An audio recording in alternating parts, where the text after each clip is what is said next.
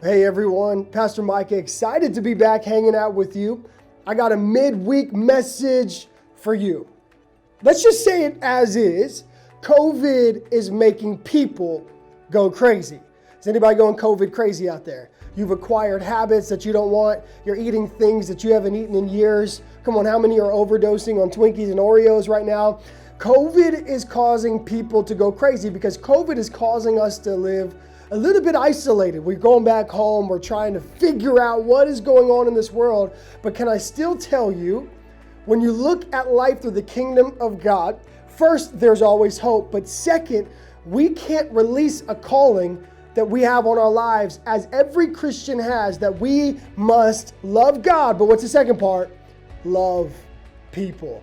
You cannot get away from life and escape that second commandment of loving people. People are still our calling. Even when they're crazy, they're still our calling. So God put this word on my heart. He put the word compassion. You know what compassion means? It means to suffer with. That means whatever you're going through, I'm with you. It's not I stretch a hand and I'm praying for you. It means I'm going to check up on you. I'm going to walk with you. I'm going to help you carry those burdens because I want to suffer with you. It doesn't mean I'm going to attack you in the comment section on your Facebook because you keep posting about conspiracies. It means I want to suffer with whatever you're facing, and I want to help you get through what you're going through. Because how many know you can't really have compassion on someone if you don't really know what they're facing? I was just flying right just a few days ago, and I sat down in my seat on the airplane. A lady sits next to me, and she has head to toe a hazmat suit on.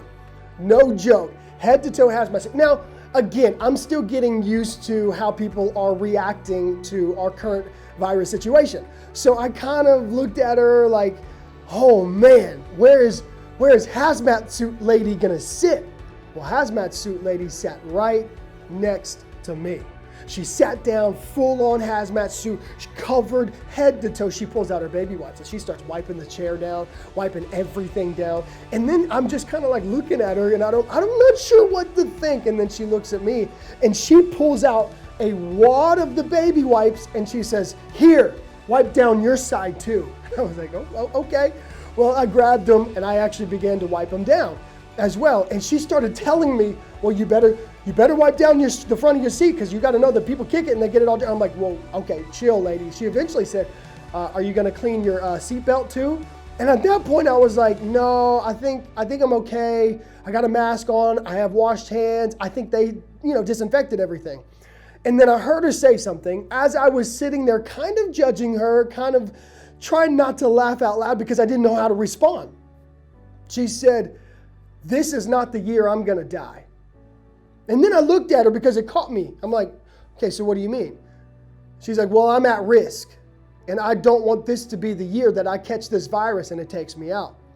All of a sudden, my demeanor changed.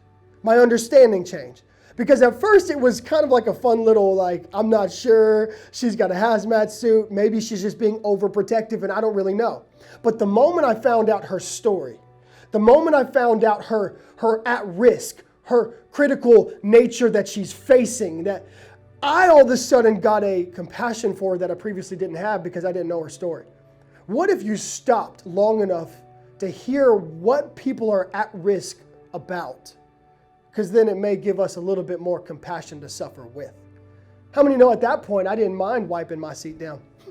I didn't care wiping why? Because it wasn't that I was at risk, but I was going to do everything I could to take care of the person next to me. I didn't need to know her whole life. I didn't need to approve of her whole entire history, but I wanted to take care of her in the present because I knew that she valued life, so I value life. She sees a future, so I believe in her future as well. I didn't need to know the whole story, but I got enough, and this is exactly what Jesus did. Everywhere Jesus went, it said he was moved with compassion.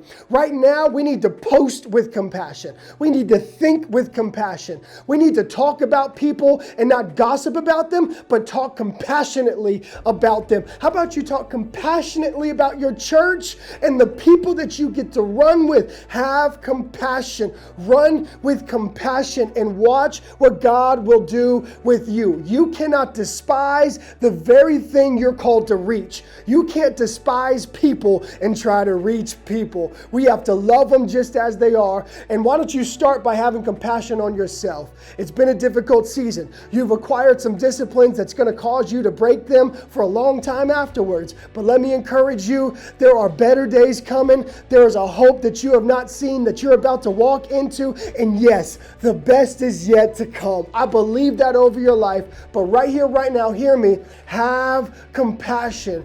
Love people. They're our calling. If Jesus came and he said, for the joy set before me, I will endure the cross. Do you know what the joy set before him was? It wasn't a good time and a party afterwards. For the joy set before him was you and me. So because of people, and broken people at that, because how many know me and you are broken people?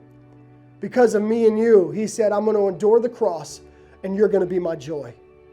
You're going to be my reward. And right now, what if we saw people like God sees people? Treat people like Jesus treated people. Have compassion. I can't wait to see you this Sunday as well as we begin a series called The Best Is Yet to Come. This is not the time to go anywhere. This is the time to go in and watch what God can do through you. Have compassion on yourself. Have compassion on everybody else around you. And let's see the world change for the better. And once again, like I said, I'm starting a series on it this Sunday, and I'm going to say it to you one more time. The best is yet to come. Bless you.